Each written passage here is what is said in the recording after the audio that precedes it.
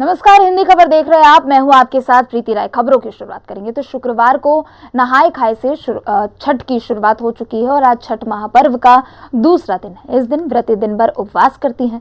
छठ पर्व का दूसरा दिन खरना कहलाता है। खरना का अर्थ होता है शुद्धिकरण। खरना के दिन छठ पूजा का प्रसाद बनाने की परंपरा है। इसके लिए शाम को मिट्टी के चूल्हे, आम की लकड़ी में कपूर रखकर आग जलाई जाती है। फिर कांसा, पीतल या फिर मिट्टी के बर्तन में गाय के दूध, अरवा चावल और गुड़ से बनी खीर और रोटी का प्रसाद तैयार होता है। प्रसाद तैयार होने के बाद सबसे पहले व्रती महिलाएं इसे ग्रहण करती हैं। उसके बाद इसे बांटा जाता है। इस दिन भगवान सूर्य की पूजा की जाती है। इसके अगले दिन सूर्यास्त के समय व्रती लोग नदी और घाटों पर पहुंच जाते हैं, जहां डूबते हुए सूर्य को अर्घ्य दिया जाता है। इस दौरान सूर्य देव को जल और दूध से अर्घ्य देते हैं। साथ ही इस दिन व्रती महिलाएं छठी मैया के गीत भी गाती हैं।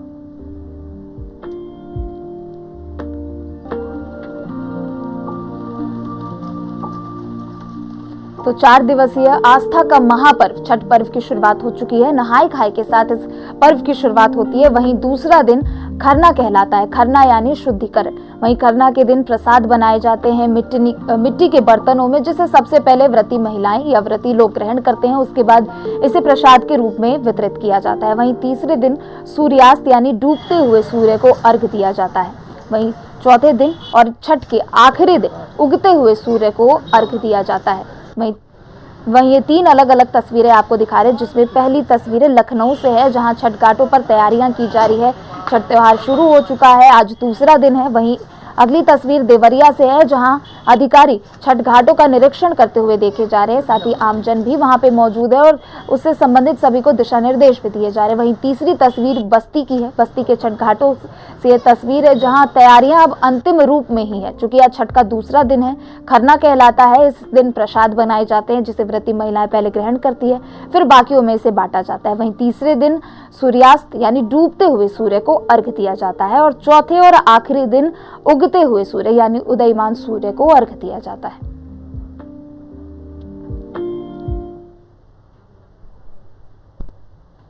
जिस वक्त सूर्य देव के दर्शन होते हैं, उस वक्त ये क्षण भावनाओं से भरे होते हैं।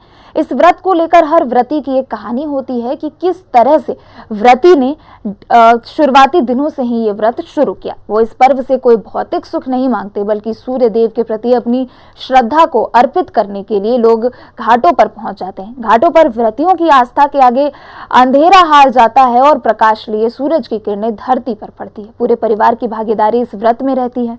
आखिर छठ का वैज्ञानिक और पौराणिक महत्व क्या है, इस रिपोर्ट में देखिए। रमक छोड़ जाऊंगा, मैं डूब भी गया तो शफक छोड़ जाऊंगा। आस्था के इस महापर्व की शुरुआत हो चुकी है। भगवान सूर्य और छठी माता को समर्पित महापर्व छठ हर साल कार्तिक मास के शुक्ल पक्ष की षष्ठी तिथि को मनाया जाता है। इसमें संतान के स्वास्थ्य, सफलता और दीर्घायु के लिए पूरे 36 घंटे का निर्जला उपवास किया जाता है। धार्मिक और सांस्कृतिक लोक आस्था से जुड़े हुए इस महापर्व की शुरुआत हो चुकी है। हम अपने इस स्पेशल प्रोग्राम के जरिए आपको बता रहे हैं कि आस्था के इस पर्व की शुरुआत कब से हुई, इसका पौराणिक महत्व क्या है और वैज्ञानिक महत्व का भी जिक्र हम आपसे करने जा रहे हैं। सूर्य की बहन है छठी मैया। खुद सूर्य पुत्र कर्ण किया करते थे सूर्य उपासना। भगवान राम और माता सीता ने भी रखा था उपवास। द्रौपदी ने भी व्रत को रख पाया था एक क्षत्र राज्य। जान लीजिए षष्ठी तिथि का महत्व। हिंदू मान्यताओं की माने तो सूर्यदेव ही केवल एक ऐसे देवता हैं जिनके प्रत्यक्ष दर्शन किए जा सकते हैं। पुराणों के नजरिए से देखें तो सूर्य को पंचदेवों में से एक माना गया है और इसीलिए सूर्यदेव को अर्घ्य देकर उनकी उपासना की जाती है। मान्यता है कि छठी मैया सूर्यदेव की बहन है। सूर्यदेव को अर्घ्य देने पर छठी मैया खुश होकर सभी को सुख शांति प्रदान करती है। छठ पर्व को लेकर बिहार में मान्यता है कि राम राज्य की स्थापना के दिन कार्तिक शुक्ल षष्ठी को भगवान श्री राम और माता सीता ने उपवास रखकर सूर्यदेव की पूजा की थी। तेजो राशे जगत पतये यानी सूर्य को लेकर यूं तो कई कहावतें हैं। इनमें से एक कहावत है कि दुनिया उगते हुए सूरज को सलाम करती है। अंग्रेज भी कहा करते थे कि ब्रिटिश साम्राज्य में कभी सूरज अस्त नहीं होता। एक कव्वाली भी आपने सुनी होगी कि चढ़ता सूरज धीरे धीरे ढलता है ढल जाएगा। इससे ऐसा लगता है कि सूरज ढलना मानो कमजोरी का प्रतीक है, लेकिन विदेशी ऐसा मानते होंगे। हम भारतवासी ऐसा नहीं मानते। हम डूबते हुए सूरज को भी पूजते हैं और उगते हुए को भी। हमारे लिए पश्चिम में अस्त होता सूर्य उतना ही श्रद्धेय है जितना कि पूरब में उगता हुआ सूरज, क्योंकि सूर्य देवता है और दिशा बदलने से देवता के लिए हमारा भाव बदल नहीं जाता, क्योंकि हमारी सृष्टि और जीवन का आधार ही सूर्य है। आखिर छठ मैया हैं कौन, अब वो भी जान लीजिए। दरअसल पुराणों में उल्लेख मिलता है कि नवरात्रि में पूजी जाने वाली माता कात्यायनी को ही छठ माता कहा जाता है। सनातन धर्म में उन्हें ब्रह्मा की मानस पुत्री माना जाता है। मानस का मतलब है जिसके जन्म में शरीर की कोई भूमिका न हो। मन से मन का मिलन हुआ, तरंगे टकराई, ब्रेन की एनर्जीज मिल गईं और संतान का जन्म हो गया। हॉलीवुड के साइंस फिक्शंस में ऐसे ही म्यूटेंट्स का मिलन होता है। हम भरोसा भी कर लेते हैं, लेकिन हजारों साल पहले लिखे गए पुराणों वेदों में लिखी बातें शायद हमें कोरी कल्पना और अविश्वसनीय सी लगती हैं। लेकिन आगे बढ़ने की राह में हम एक बार ठहर कर अगर सोचें कि हम सच को झूठ मानते हैं और दूसरे के झूठ को सच मानते हैं, तो शायद हम गलत हैं। लेकिन हमें अपने रीति रिवाजों से कटना नहीं है, अपनी संस्कृति से कटना नहीं है, क्योंकि अगर ऐसा किया तो हम में और खूंटे से बंधे पशु में कोई फर्क नहीं रह जाएगा। शायद यही वजह है कि हम आपको इस शाश्वत व्रत के बारे में अहम जानकारियां देने जा रहे हैं। कार्तिक शुक्ल पक्ष की हर साल दिवाली के 6वें दिन 30 करोड़ भारतवासी अस्त होते हुए सूर्य देवता के आगे नतमस्तक हो जाते हैं। सप्तमी तिथि को उगते हुए सूरज को अर्घ्य देते हैं। यूपी, बिहार और झारखंड की माताएं गाती हैं अपने बच्चों की लंबी उम्र के लिए। अब शुरू हुई छठ पूजा, ये सवाल भी बरबस ही अपने आप मन में आता है। लेकिन ये पूजा कब शुरू हुई थी ठीक ठाक नहीं कहा जा सकता, लेकिन मान्यता है कि छठी मैया बच्चों की सुरक्षा, आरोग्य और सफलता का आशीर्वाद देती हैं। जब बच्चे का जन्म होता है तब 6वें दिन इन्हीं छठी मैया की पूजा की जाती है। पौराणिक कथा के अनुसार महाभारत काल में जब अभिमन्यु की पत्नी उत्तरा के गर्भ में पल रहे बच्चे का वध कर दिया गया था, तब भगवान कृष्ण ने उत्तरा को षष्ठी व्रत रखने की सलाह दी थी। ऐसे में इस व्रत की मान्यता हमारे पुरातन धार्मिक संस्कारों से भी जुड़ी है। उल्लेख तो ये भी मिलता है कि द्रौपदी भी इस व्रत को किया करती थी। जब कौरवों से जुए में पांडव सारा राजपाट हार गए थे, तब पांडव पत्नी द्रौपदी ने छठ महाव्रत किया था। इस व्रत के प्रताप से पांडवों को उनका पूरा राजपाट वापस मिल गया था।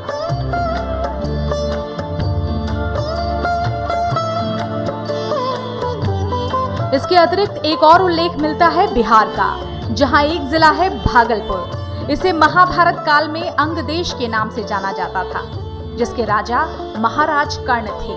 अंगराज कर्ण तो सूर्य के पुत्र थे ही। ऐसे में वो पिता की उपासना और सूर्योपासना दोनों को अपना सर्वस्व अर्पित किया करते थे। कर्ण भी छठ पूजा किया करते थे, ऐसा पढ़ने में आया है। बताया जाता है कि जल में कमर तक खड़े रहकर सूर्य देव की पूजा की परंपरा कर्ण ने ही शुरू की थी। कर्ण हर रोज घंटों तक कमर भरे पानी में खड़े होकर सूर्य की उपासना करते थे और उनको जल अर्पित किया करते थे। इसलिए आज भी छठ के तीसरे और चौथे दिन कमर तक जल में खड़े होकर सूर्य को अर्घ्य देने की परंपरा अनवरत जारी है। लेकिन कहते हैं कि उस दिन जब अर्जुन के तीरों से बिंधकर कुरुक्षेत्र में कर्ण वीर गति को प्राप्त हुए थे, तो आकाश पर चमकता सूर्य भी रो पड़ा। बेटे की मृत्यु सूर्य सहन नहीं कर पाए।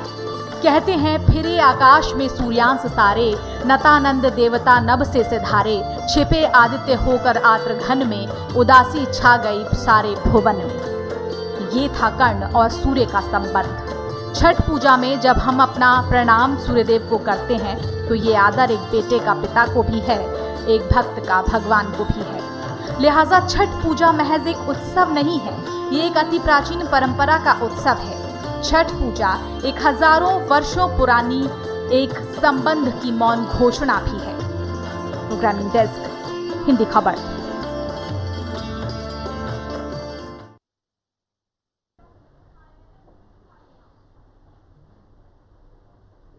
तो केवल छठ ही नहीं बल्कि प्राचीन काल से ही लोग तालाबों या नदी में स्नान करते समय सूर्य देवता को अर्घ्य देते हैं। माना जाता है कि सूर्य को जल देने से सौभाग्य बना रहता है।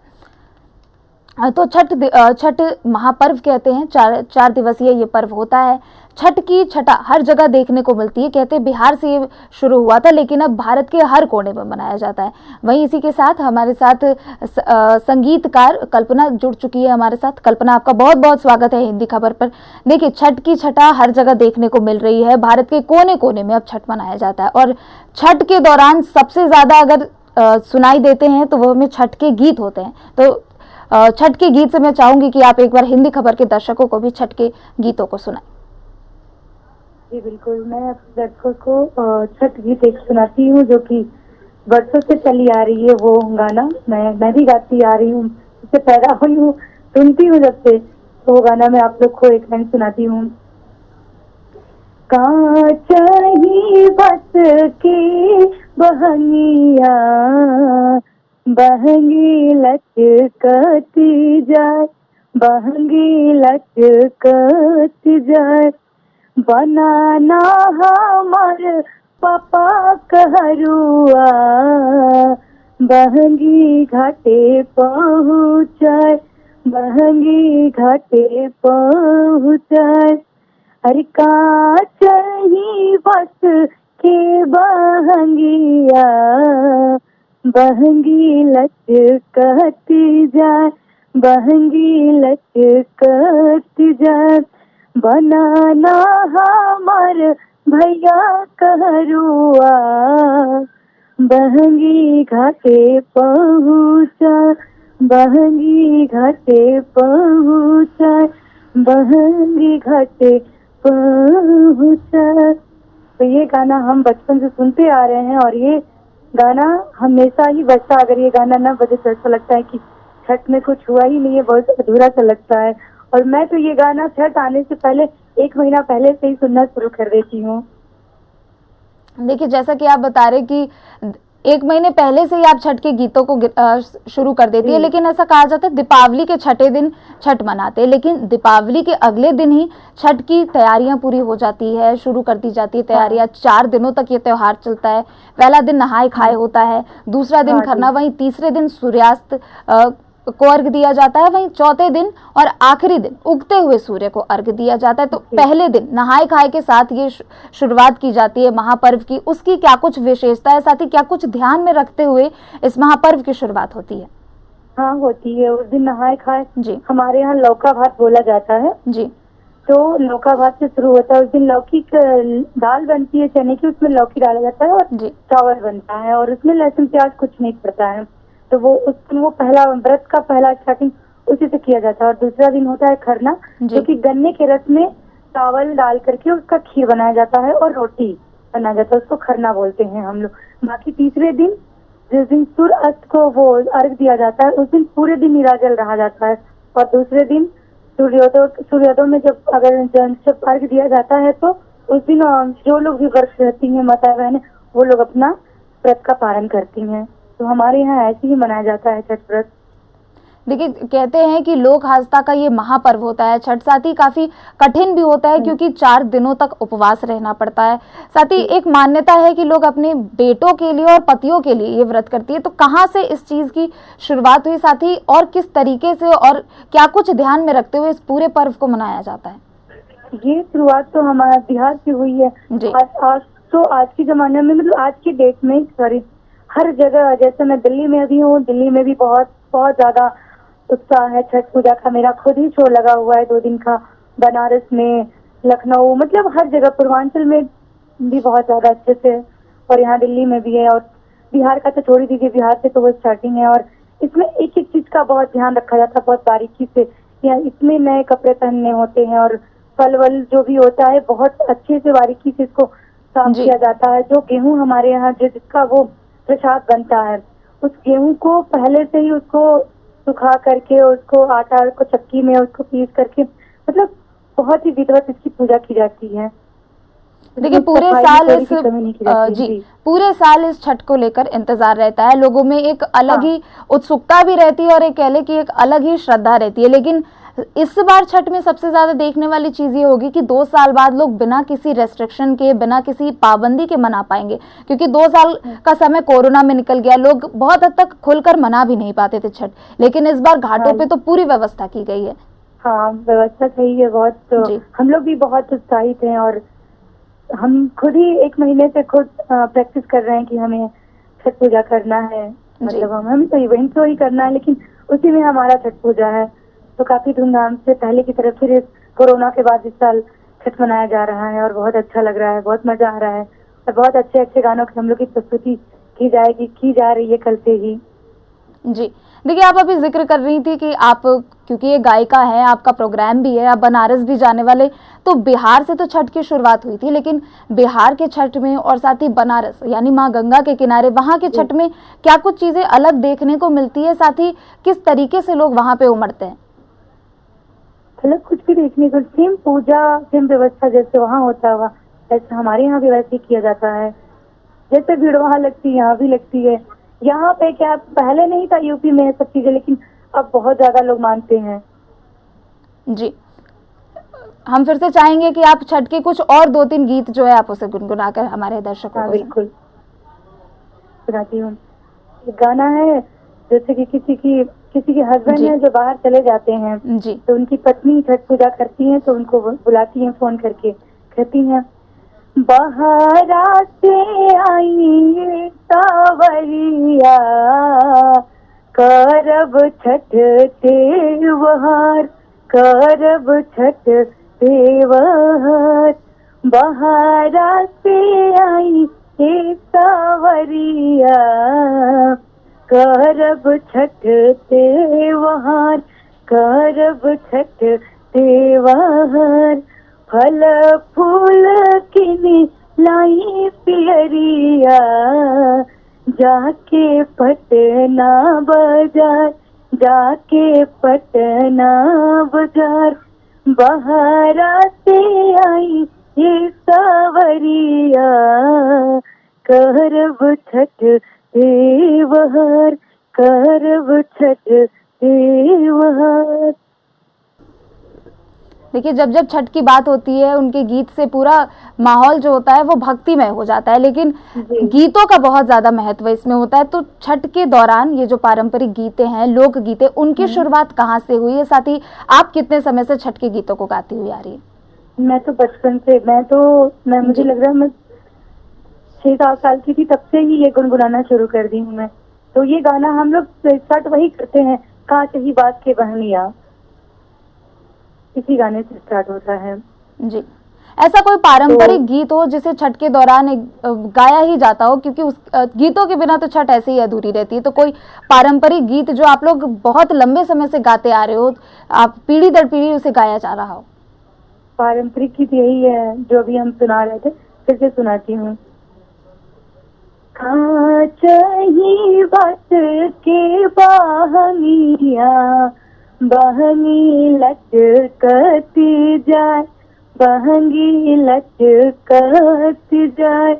अरे बनाना हमार पापा कहरुआ, बहंगी घाटे पहुँचाए, बहंगी घाटे पहुँचाए। कहाँ चाहिए बस के बहंगिया, बहंगी लचकती जाए, बहंगी लचकती जाए।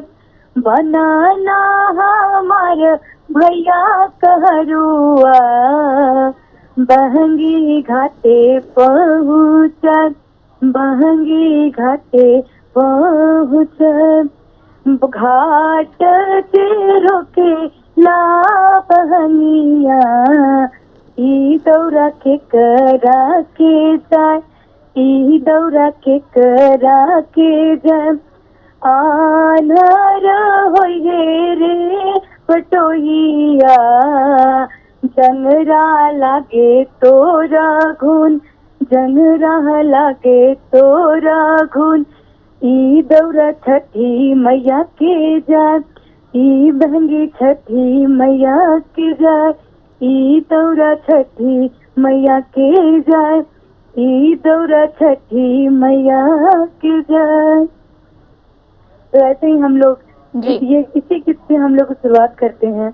जी, देखिए छठ में साफ सफाई का बहुत ज्यादा ध्यान रखा जाता है और कहते हैं कि मिट्टी के बर्तनों में ही प्रसाद बनाया जाता है जिसे छठ व्रती महिलाएं पहले ग्रहण करती है। चूल्हे पे बनाया जाता है जी, माफ कीजिए, मिट्टी के चूल्हों में बनाया जाता है। तो इसके पीछे क्या कुछ ऐसी परंपरा रही है या फिर साफ सफाई को देखते हुए मिट्टी के चूल्हे पे बनाया जाता है? साफ सफाई को देखते हुए बनाया जाता है और जहाँ बनाया जाता है तो गौ माता का जो गोबर होता है उससे हम लोग उसकी लिपाई करते हैं आंगन की, और फिर वहाँ पे मिट्टी का चूल्हा बना करके और वहाँ पे बनाया जाता है प्रसाद। छठ में हम लोग दूसरे मतलब तीसरे और चौथे दिन भी हम देखते हैं जब अर्घ देने के लिए सूर्य देव को जाते हैं कि बहुत सारे लोग अपने सिर पर जैसे टोकरी या फिर अगर कह ले हम नॉर्मल भाषा में अगर हम कह ले उसे डोरा बोला जाता है, उसे सिर पर लेके चलते हैं और साथ ही नंगे पांव चलने की परंपरा होती है। इसके पीछे क्या कुछ ऐसी परंपरा है, कहाँ से इसकी शुरुआत हुई? परंपरा शुरू से चली आ रही है जी। हमारे घर में भी पूजा होता तो मेरा भाई ऐसे ही लेके जाता डोरा वो सिर पे उठा करके और नंगे पैर होकर के पूरा घाट अगर 1-2 किलोमीटर दूर है तो पैदल ही जाना है उन्हें लेकर के। तो ये परंपरा पहले से आ रही है, मतलब सफाई को ज्यादा ध्यान में रखा जाता है इस व्रत में। जाते जाते हम चाहेंगे कि फिर से आप कुछ 2 लाइनें गुनगुनाएं और हिंदी खबर के दर्शकों को अपनी तरफ से इस छठ की शुभकामनाएं दें। मेरे तरफ से हिंदी खबर के दर्शकों को छठ महापर्व की ढेर सारी शुभकामनाएं, और जो भी लोग मुझे देख रहे हैं सब लोगों को छठ माता की ढेर सारी शुभकामनाएं। मैं एक लाइन फिर से गुनगुनाती हूँ आप लोगों को। बहारा से आई सावरिया करब छठ त्योहार, करब छठ त्योहार, फल फूल किनी ला पियरिया, जाई पटना बाजार, जाई पटना बाजार, बहारा से आई ए सावरिया करब छठ त्योहार, करब छठ त्योहार, करब छठ त्योहार। बहुत बहुत शुक्रिया कल्पना जी आपका हिंदी खबर से जुड़ने के लिए। धन्यवाद।